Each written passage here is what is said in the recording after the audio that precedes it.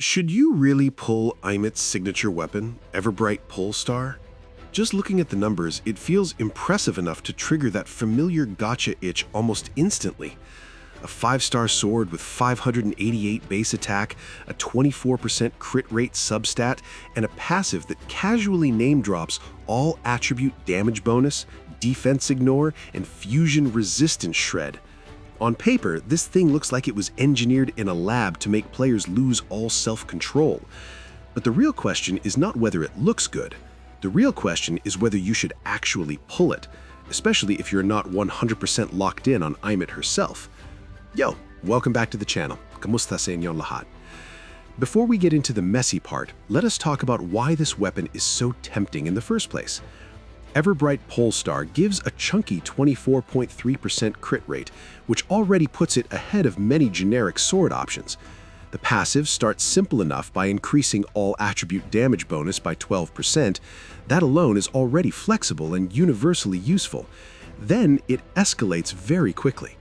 When Tune Rupture Shifting or Fusion Burst is inflicted, the wielder's resonance liberation damage ignores 32% defense and 10% fusion resistance for 8 seconds. That is not a small number. That is the kind of passive that makes spreadsheet enjoyers sit up straight. And yes, this weapon is clearly designed with Aemeath in mind. The keywords line up too perfectly to be an accident. Fusion, resonance liberation, tune rupture interactions. Everything screams signature weapon. But the problem is not whether it works on Aemeath. The problem is how it works, and more importantly, who actually gets to turn it on. Hey, if you need some help with farming rarities, check out my loot bar link down in the description and pinned comment for cheaper than in-game top-ups. Loot bar offers up to 25% discounts plus an extra 10% off when you use my link. It's definitely much cheaper than in-game top-ups. It's widely used by WoWa players, has strong Trustpilot ratings, and supports DIY top-ups on your PC or mobile where you get the discounts without sharing your password. Just log into Loot Bar, purchase, and then you go to their online DIY top-up page to complete the transaction yourself without giving anyone your password to do it. If you are looking to top up and save big, Loot Bar is a straightforward and secure way while supporting the channel. So, let's get back to it. The passive hinges entirely on Tune Rupture Shifting. That single phrase is doing an unhealthy amount of work here.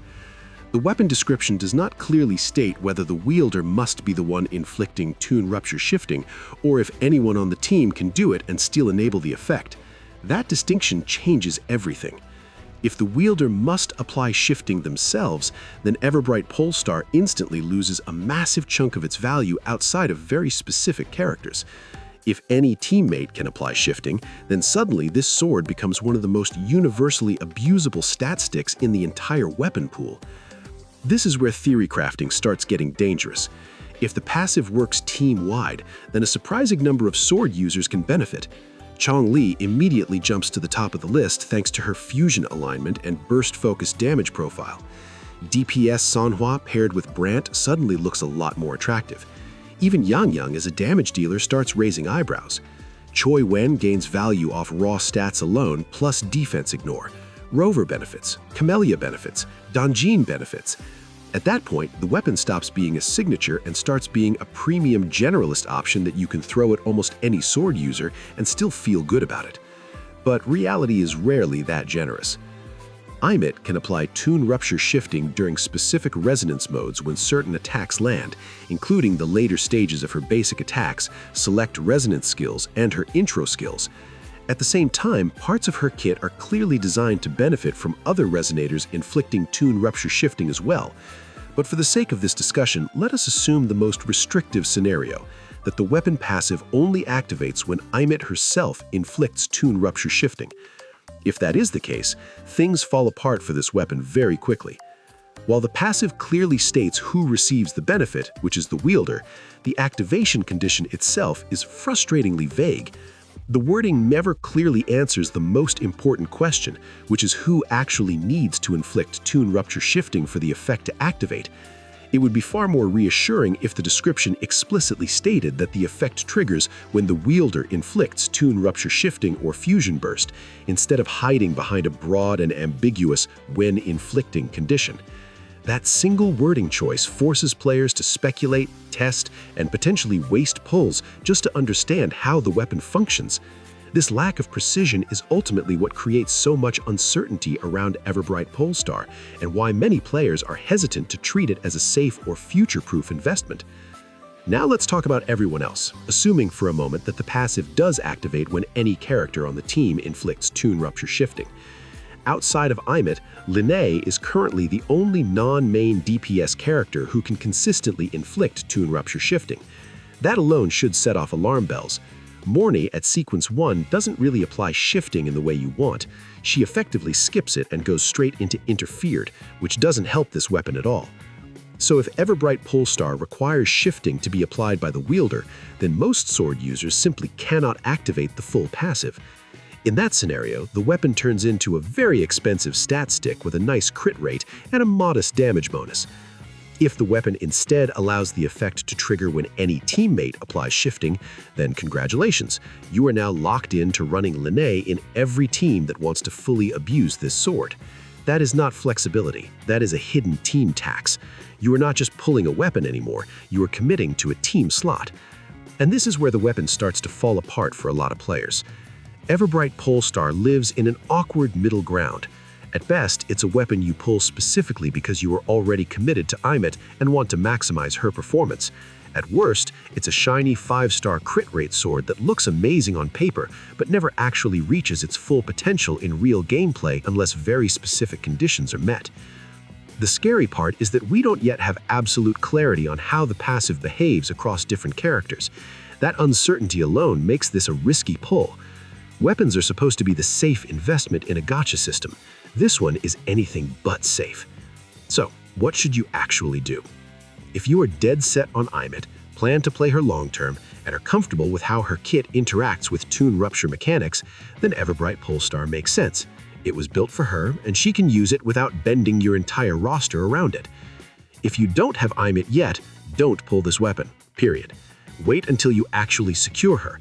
Pulling the weapon first and hoping everything lines up later is how gacha regret is born. If you are not interested in Aemeath but are eyeing the weapon for other sword users, then you absolutely need to wait. Let other players test whether the passive works when shifting is applied by teammates versus the wielder. Until that's confirmed, this weapon is a gamble, not an absolute upgrade. Also, if you are wondering whether this weapon is an absolute must-have, the short answer is only if you already have Aemeath. Without her, the weapon loses a lot of practical value, and pulling it becomes a gamble with high risk and low immediate payoff. For most players who do not yet own Aemeath, it makes far more sense to focus on solid 4-star weapons for your other Resonators, ensuring consistent performance across your roster without relying on ambiguous mechanics or rare synergies. This way, you can still optimize damage and utility without betting on a specific character or uncertain passive interactions. Now, let's say you already have Aemeath and you just want a stable, low-maintenance weapon that actually works without jumping through vague mechanical hoops. In that case, your best option right now is to grab the Battle Pass and pick up the 4-star weapon Feather Edge. It comes with 413 base attack and a generous 20% crit rate substat, which already covers a big part of Aemeath's stat needs. The passive is refreshingly straightforward. Casting Resonance Liberation increases ATK by 7.2% and grants 10.8% Resonance Liberation damage bonus for 15 seconds. No conditions, no team dependency, no guessing games. Sure, the numbers don't compete with her signature because this is still a 4-star weapon, but the consistency and comfort line up far better with what Aemeath actually wants in real gameplay. Everbright Polestar is powerful, flashy, and dangerously ambiguous. And in a game like this, ambiguity is never your friend.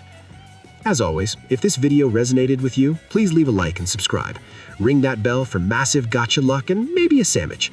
Thank you so much for watching. Maraming salamat po, and I will see you in my next video drop. Goodbye.